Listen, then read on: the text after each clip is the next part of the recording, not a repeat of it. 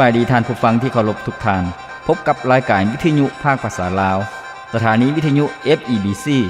รายการ30นาทีต่อไปนี้หวังว่าจะเป็นประโยชน์ต่อท่านผู้ฟังในการดำเนินชีวิตเมื่อท่านผู้ฟังได้ติดตามรายการนี้ท่านก็จะมีความหวังมีความสุขในการดำเนินชีวิตเชิญท่านผู้ฟังติดตามได้ดังต่อไปนี้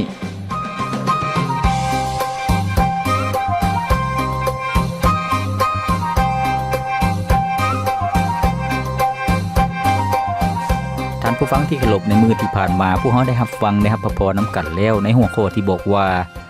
วิญญาณของคนเฮามาจากไสเมื่อคนเฮาตายไปแล้วจิตวิญญาณจะไปอยู่ไสเชื่อว่าจะให้พระพรสำหรับท่านผู้ฟังให้ความรู้สำหรับท่านผู้ฟังท่านผู้ฟังที่เคารพเมื่อเว้าถึงความสัมพันธ์ของคนเฮาซึ่งมีความไว้เนื้อเชื่อใจซึ่งกันและกันมีความผูกพันที่ดีคนนั้นก็ต้องรู้จักกันและกันก่อนท่านผู้ฟังคนนั้นต้องรู้จักชื่อรู้จักนิสัยใจคอรู้จักความคิดจิตใจซึ่งกันและกันจึงจะสามารถไว้เนื้อเชื่อใจซึ่งกันและกันได้ดังคำเว้าที่บอกว่าหนทางพิสูจน์มาการเวลาพิสูจน์คน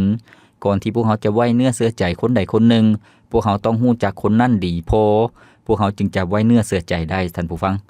เช่นเดียวกันชีวิตฝ่ายจิตวิญญาณของพวกเขาก่อนที่พวกเขาจะเชื่อในสิ่งใดสิ่งหนึ่งโดยเฉพาะเชื่อวางใจในพระเจ้าพวกเขาก็ต้องรู้จักกับพระเจ้าท่านผู้ฟังเพราะว่าความเชื่อนั้นมีผลกระทบต่อการดำเนินชีวิตของพวกเขามีผลกระทบต่อความคิดต่อการประพฤติต่อมุมมองของพวกเขาท่านผู้ฟังเช่นเดียวกันท่านผู้ฟังที่เคารพการที่พวกเขาจะเชื่อในความเชื่อหรือว่าศาสนาใดศาสนาหนึ่งพวกเขาก็ต้องรู้อย่างแท้จริงอย่างถูกต้องสอดคล้องพวกเขาจึงจะสามารถเชื่อได้เช่นเดียวกันท่านผู้ฟังที่เคารพเอาในมุมมองของคริสเตียนก็คือว่าการที่เป็นคริสเตียนก็คือการเป็นผู้ที่เชื่อวางใจในองค์พระเยซูเจ้ารู้จักกับองค์พระเยซูเจ้าจึงจะ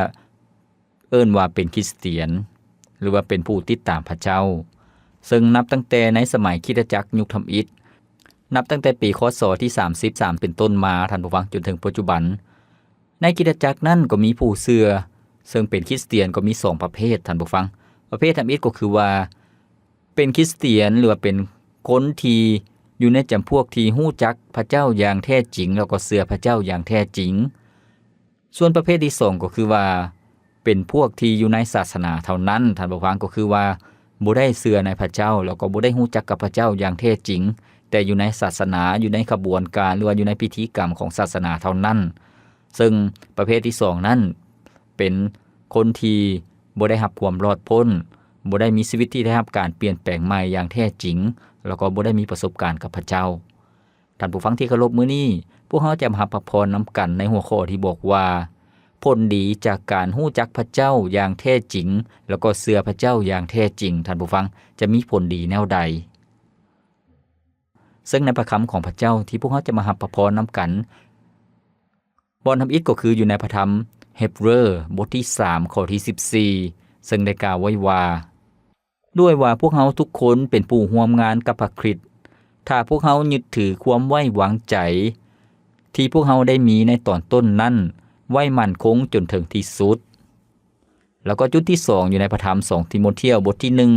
1ข้อที่12ซึ่งได้กล่าวไว้ว่าเพราะเหตุนี้แหละเฮาจึงยอมทนทุกข์ต่อสิ่งเหล่านี้แต่ถึงปานนั้น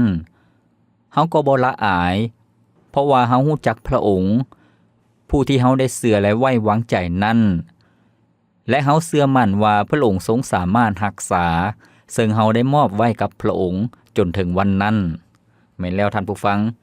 อาจารย์เปโลผู้เขียนได้มีความมั่นใจแล้วก็รู้จักพระเจ้าผู้ที่เพิ่นเชื่อท่านผู้ฟังเพิ่นจึงมีความไว้วางใจแล้วก็มีความมั่นใจว่าพระเจ้านั้นจะทรง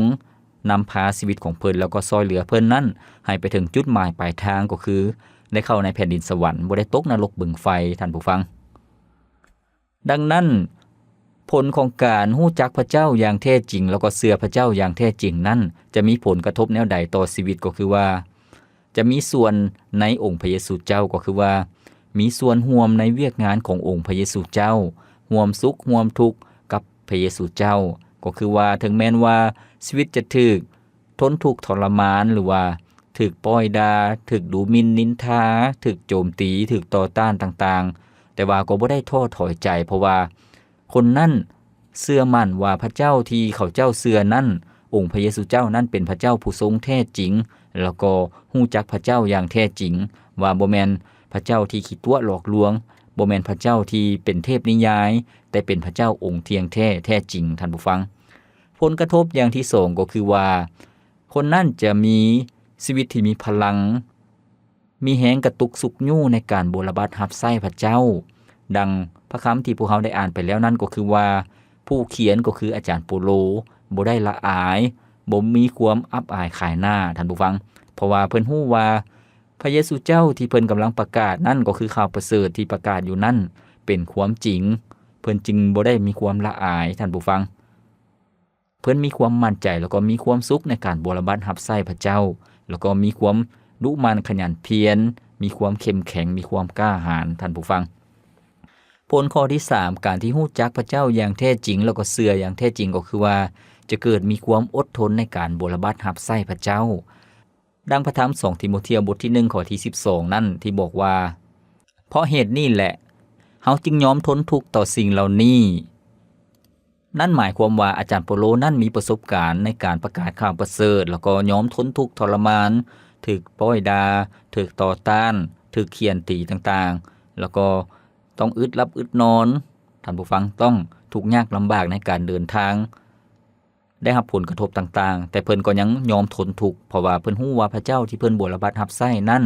แม่นพระเจ้าองค์แท้จริงแล้วก็ข่าวประเสริฐที่เพิ่นกำลังประกาศอยู่นั่นเป็นความจริงซึ่งคนที่เชื่อวางใจในข่าวประเสริฐเรื่องราวขององค์พระเยซูเจ้าก็จะได้รับความรอดพ้นท่านผู้ฟังให้พวกเรามาเบิ่งผลกระทบข้อที่4ผลที่ดีก็คือว่าผู้ที่ฮู้จักพระเจ้าอย่างแท้จริงเชื่อพระเจ้าอย่างแท้จริงก็จะนำมาซึ่งสง่าราศีและก็ความปิติยินดีท่านผู้ฟังความชื่นชมยินดีในชีวิตจะเกิดขึ้นเพราะว่ามีความเชื่อวางใจในพระเจ้าฮู้จักพระเจ้าอย่างแท้จริงในพระธรรม1เปโตรบทที่1ข้อที่8ในบทนี้ได้กล่าวไว้ว่าพระองค์ผู้ที่พวกเจ้ายังบ่ได้เห็นแต่พวกเจ้ายังหักพระองค์อยู่ถึงแม้นว่าขณะนี้พวกเจ้าบ่เห็นพระองค์แต่ยังเชื่อและชื่นชมยินดีด้วยความยินดีอันหุ่งเฮืองซึ่งเหลือที่จะอธิบายได้แม่นแล้วท่านผู้ฟังบรรดาผู้เชื่อก็คือคริสเตียนมีความเชื่อวางใจในองค์พระเยซูเจ้าถึงแม้นว่าเป็นพระเจ้าที่เบิ่งบ่เห็นแต่ก็ยังเชื่อท่านผู้ฟังแล้วก็ยังมีความหวังแล้วก็มีความปิติยินดีเพราะว่าจะได้มีส่วนร่วมในเกียรติศักดิ์ศรีของพระเจ้าจะได้มีส่วนร่วมในการเข้าในแผ่นดินสวรรค์ร่วมครอบครองกับพระเจ้าตลอดไป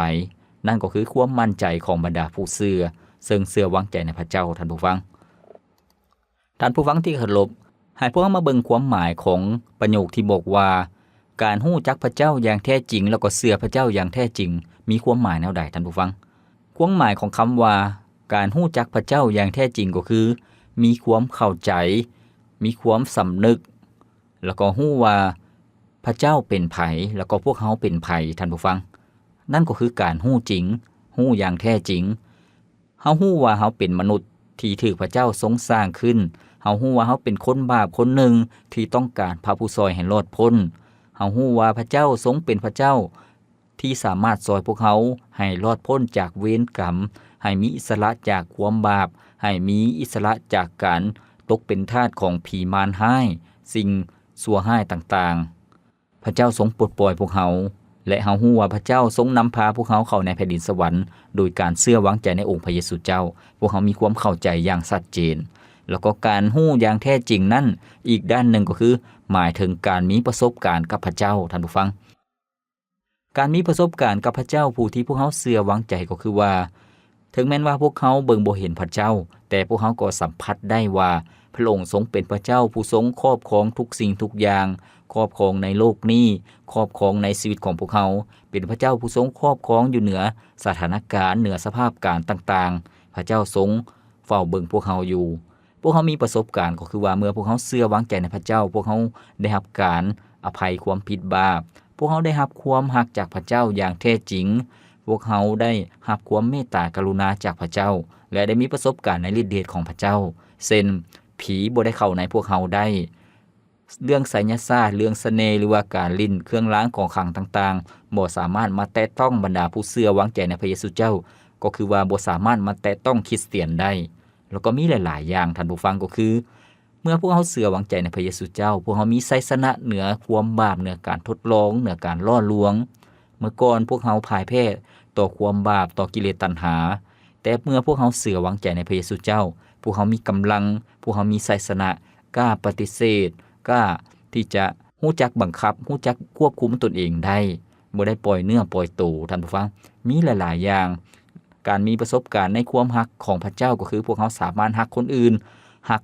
แม้แต่คนที่บ่น่าฮักแม้แต่คนที่เป็นตาซังพวกเขาก็ฮักได้ให้อภัยเขาเจ้าได้นั่นก็คือชีวิตของเขามีประสบการณ์ในพระเจ้าแท้ๆและได้รับการเปลี่ยนแปลงชีวิตแท้ๆก็คือพวกเขาฮู้จักพระเจ้าอย่างแท้จริงท่านผู้ฟัง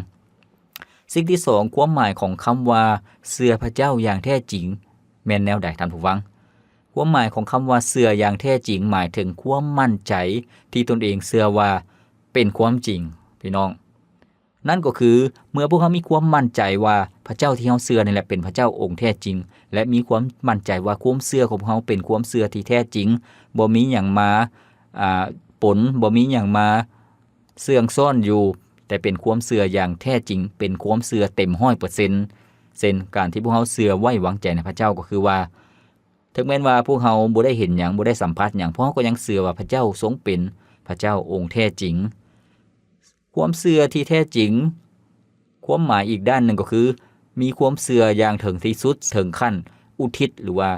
ยอมเสียสละชีวิตของตนเองเพื่อพระเจ้าที่พวกเขาเชื่อแม้นแล้วท่านผู้ฟังพวกเขาจะเห็นประวัติศาสตร์ในอดีตในประวัติศาสตร์ของคริสเตียนมีหลายๆคนถูกฆ่าถูกข่มเหงถูกเผาทั้งเป็นก็มีถูกประหารชีวิตท่านผู้ฟังย้อนเขาเจ้าเชื่อในองค์พระเยซูเจ้าแต่เขาเจ้าบ่ได้ปาถิ่มพระเจ้าเขาเจ้ายอมรับว่าชีวิตของตนเองนั่นอยู่เพียงแต่สัวขาวแต่ชีวิตอันแท้จริงอันยาวนานนั่นอยู่ในแผ่นดินสวรรค์บ้านเมืองบ้านเกิดเมืองนอนในปัจจุบันนี้เป็นสิ่งที่สัวขาวแต่ว่าบ้านที่แท้จริงเมืองที่แท้จริงก็คือเมืองสวรรค์สถานที่จะได้อยู่กับพระเจ้าตลอดไปจึงเป็นความหวังเห็นให้บรรดาคริสเตียนนั้นมีความกล้าหาญสามารถประกาศต่อหน้าสาธารณะสามารถประกาศต่อหน้าศาลตัดสินว่าตนเองนั่นเชื่อพระเจ้าสามารถประกาศต่อหน้าบรรดาเจ้าเมืองหรือว่ากษัตริย์โดยบ่ได้ย่านกลัวเพราะว่าเขาเจ้านั่นเชื่อวางใจในองค์พระเยซูเจ้าเขาเจ้ากล้าปฏิเสธรูปปั้นรูปเคารพกล้าปฏิเสธที่จะคาบไหว้บูชาเทพเจ้าบรรดาผู้เชื่อกล้าปฏิเสธที่จะคาบไหว้บูชารูปปั้นของกษัตริย์หรือว่าจักรพรรดิถึงแม้ว่าจะถูกโทษประหารชีวิตแต่เขาเจ้าก็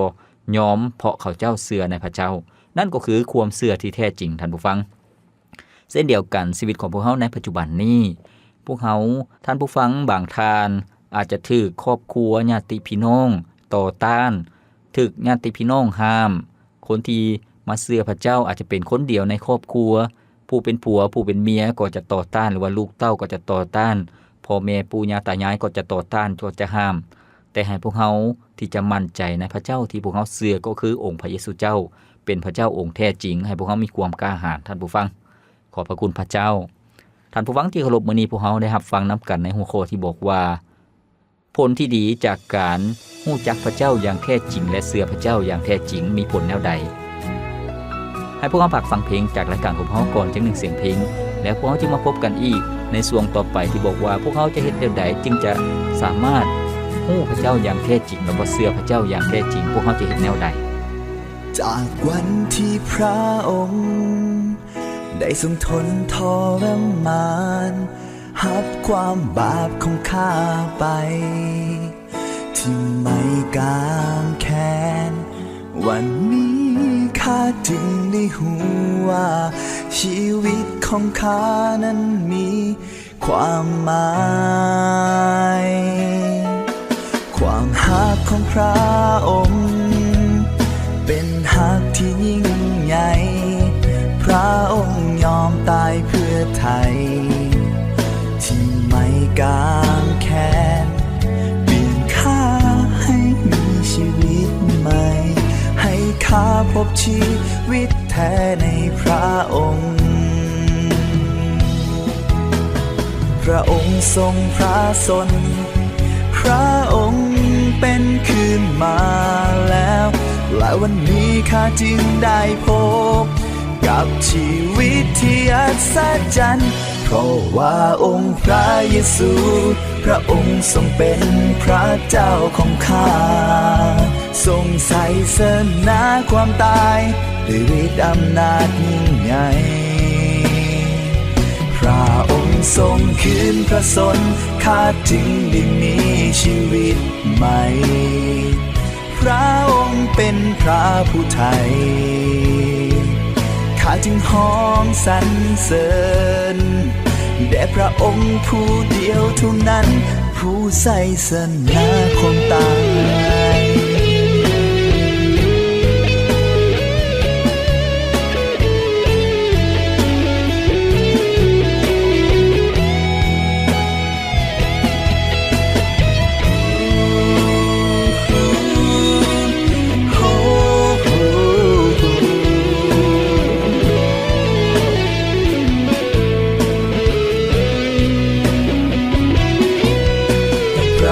ทรงพระชนพระองค์เป็นคืนมาแล้วและวันนี้ข้าจึงได้พบกับชีวิตที่อัศจรรย์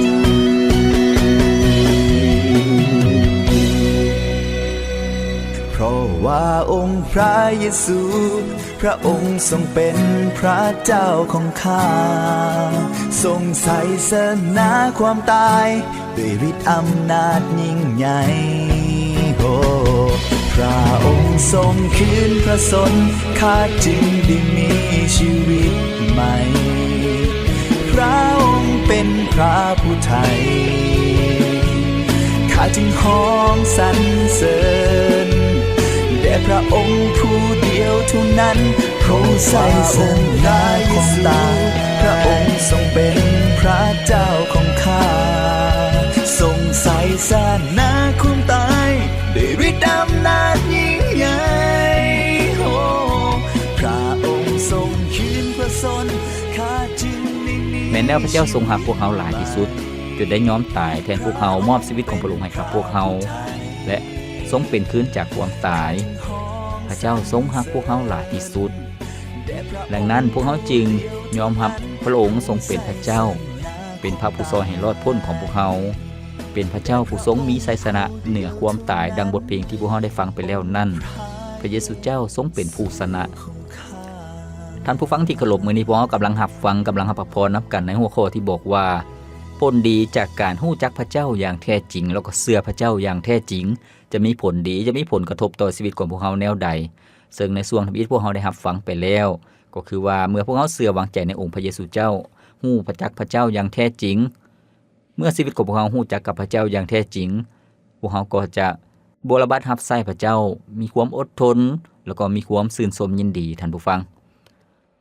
ให้พวกเรามาเรียนรู้นำกันต่อพวกเราจะเฮ็ดแนวใดจึงจะเป็นคนที่รู้จักพระเจ้าอย่างแท้จริงแล้วก็เชื่อพระเจ้าอย่างแท้จริงพวกเราจะเฮ็ดแนวใดสิ่งที่ก็คือว่าพวกเราต้องมีความชัดเจนต้องมีความจะแจ้งในเหตุผลของความเชื่อของพวกเราท่านผู้ฟังพวกเราต้องรู้จักเหตุผลอย่างจะแจ้งอย่างชัดเจนบ่ดังนั้นพวกเราก็จะลองลอยไปบ่ดังนั้นพวกเราก็ต้องมัวๆหรือว่าเข้าใจบ่ชัดเจนในที่สุดพวกเราก็บ่ได้เชื่ออย่างแท้จริงบ่ได้รู้จักพระเจ้าอย่างแท้จริงในพระคำของพระเจ้าในพระธรรม1เปโตรบทที่3ข้อที่15ในบทนี้ได้กล่าวไว้ว่า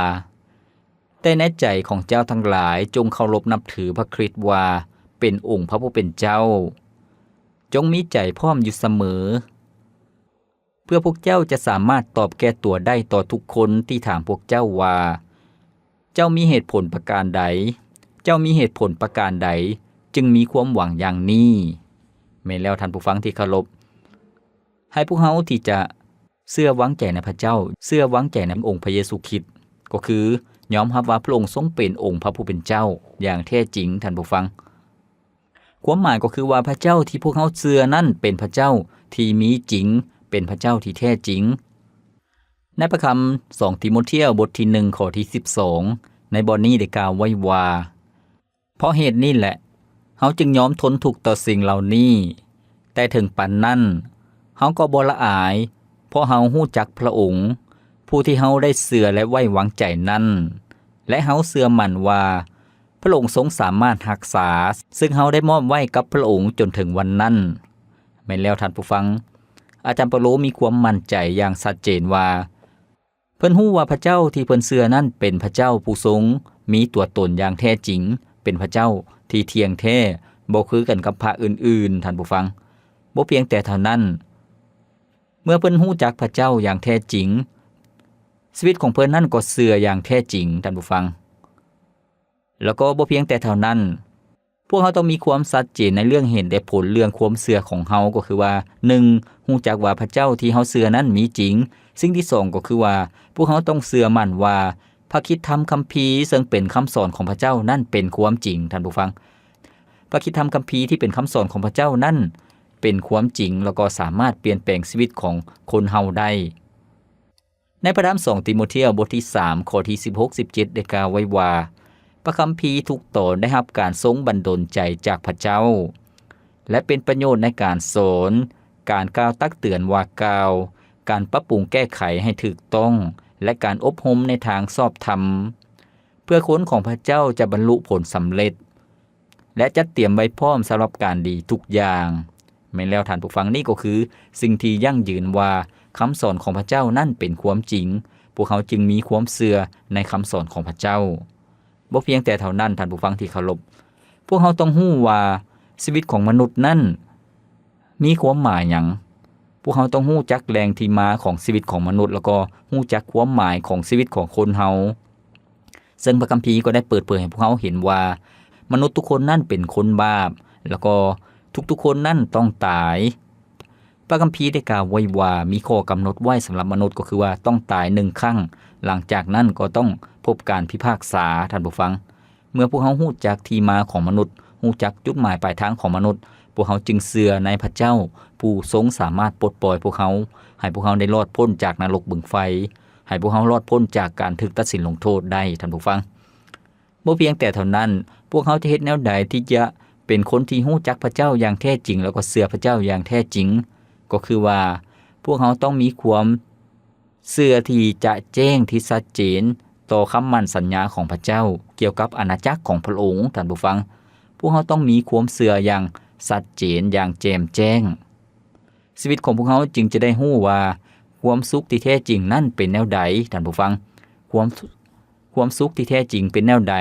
ความหมายของชีวิตที่มีสง่าราศีเป็นแนวใดซึ่งในพระธรรมโรมบทที่8ข้อที่21ในบทนี้ได้กล่าวไว้ว่าในมื้อหนึ่งสรรพสิ่งที่ทรงสร้างนั้นจะถูกปลดปล่อยให้เป็นอิสระจากอำนาจของความเสื่อมสูญและจะได้มีส่วนในอิสรภาพอันรุ่งเรืองแห่งบรรดาลูกของพระเจ้าแม้แล้วท่านผู้ฟังที่เคารพพระคริสตธรรมคัมภีร์ได้บอกให้พวกเราเห็นอย่างชัดเจนว่ามื้อหนึ่งชีวิตของพวกเราจะหลุดพ้นออกจากความตายความเน่าเปื่อยและชีวิตของพวกเรานั้นจะมีส่วนในสง่าราศีในเกียรติศักดิ์ศรีของพระเจ้าก็คือว่าจะมีร่างกายใหม่ที่เป็นร่างกายที่งดงามเพราะว่าพวกเรานั้นได้เป็นลูกของพระเจ้าพวกเราเชื่อวางใจในพระองค์ท่านผู้ฟังขอบพระคุณพระเจ้าชีวิตของพวกเราจึงจะเต็มอิ่มในชีวิตนิรันดรอยู่ในแผ่นดินสวรรค์กับพระเจ้าบ่เพียงแต่เท่านั้นท่านผู้ฟังที่เคารพพวกเราฮู้ว่ามื้อหนึ่งพวกเราจะได้มีส่วนร่วมในการครอบครองมีส่วนร่วมในการรับมรดกกับองค์พระเยซูเจ้าในแผ่นดินสวรรค์ซึ่งในพระธรรมโรมบทที่8ข้อที่17ก็ได้กล่าวไว้ว่าถ้าเฮาทั้งหลายเป็นบุตรแล้วเฮาก็เป็นผู้รับมรดกด้วยคือเป็นผู้รับมรดกจากพระเจ้าและเป็นผู้ร่วมรับมรดกกับพระคริสต์ถ้าแม้นว่าเฮาทั้งหลายได้ทนทุกข์ทรมานด้วยกันกับพระองค์นั้นเฮาก็จะได้รับสง่าราศีกับพระองค์เหมือนกันแม่นแล้วท่านผู้ฟังพวกเฮาจะได้มีสิทธิ์อำนาจครอบครองร่วมกับองค์พระเยซูเจ้าในฐานะกษัตริย์ที่ครอบครองในแผ่นดินสวรรค์เฮ็ดให้ชีวิตของพวกเฮานั้นมีความชัดเจนว่าอาณาจักรสวรรค์นั้นเป็นความจริงพวกเฮาจึงมีความเชื่ออย่างแท้จริงท่านผู้ฟังที่เคารพดังนั้นท่านผู้ฟังที่เคารพชีวิตของพวกเฮาที่เป็นชีวิตที่มีพลังเป็นชีวิตที่มีไสยชนะนั้นแล้วก็การรับใช้พระเจ้าด้วย ความฮ้อนหนด้วยความเอาจริงเอาจังด้วยความอุทิศตนอุทิศชีวิตเพราะว่าพวกเฮารู้จักพระเจ้าอย่างแท้จริงและเชื่อพระเจ้าอย่างแท้จริงฉะนั้นท่านผู้ฟังที่เคารพให้พวกเฮามีความชัดเจนในความเชื่อของพวกเฮาให้พวกเฮามีความชัดเจนมีความจะแจ้งต่อพระเจ้าผู้ที่พวกเฮาเชื่อชีวิตของพวกเฮานั้นจึงบ่ได้อ่อนแอบ่ได้ท้อถอยใจบ่ได้อิดเมื่อยบ่ได้ล้มลงในปัญหาต่างๆแต่พวกเฮาจะมีชัยชนะเพราะว่าพวกเฮารู้จักพระเจ้าอย่างแท้จริงและเชื่อพระเจ้าอย่างแท้จริงข้าพเจ้าหวังอย่างยิ่งว่าหัวข้อที่พวกเฮาได้เรียนรู้ในมื้อนี้จะให้กำลังกายกำลังใจสำหรับท่านผู้ฟังที่จะดำเนินชีวิตในยุคปัจจุบันนี้ด้วยความสง่าผ่าเผยด้วยความเข้มแข็งรายการของพวกเฮาดำเนินมาฮอดนี้ก็สิ้นสุดเพียงเท่านี้ข้าพเจ้าพรประเสริฐผู้ดำเนินรายการขอกล่าวคำว่าขอพระเจ้าอวยพรท่านผู้ฟังทุกท่านพบกันใหม่ในมื้อต่อไปสบายดีในเส้นทางอันคับแคบแบกการแขนของข้าตามไปที่ปลายทางที่ตัวข้านั้นก้าวไปข้าจะได้พบองค์พระผู้เป็นเจ้าทรงเปี่ยมด้วยพระสิริทรงถ้าหับข้าอยู่ที่นั้นจนกว่าพระองค์เสด็จมาอีกครั้งข้าจะลุกขึ้นยืนและหีบย่างก้าวไปเมื่อพระสิริปกคลุมทั่วโลกาข้าจะห้องสรรเสริญพระนามพระองค์องค์พระผู้เป็นเจ้าของข้าทรงเป็นพระผู้สวยให้โลกทรงเป็นองค์เจ้านายของข้าจอมลาเสนแห่งพระสิริ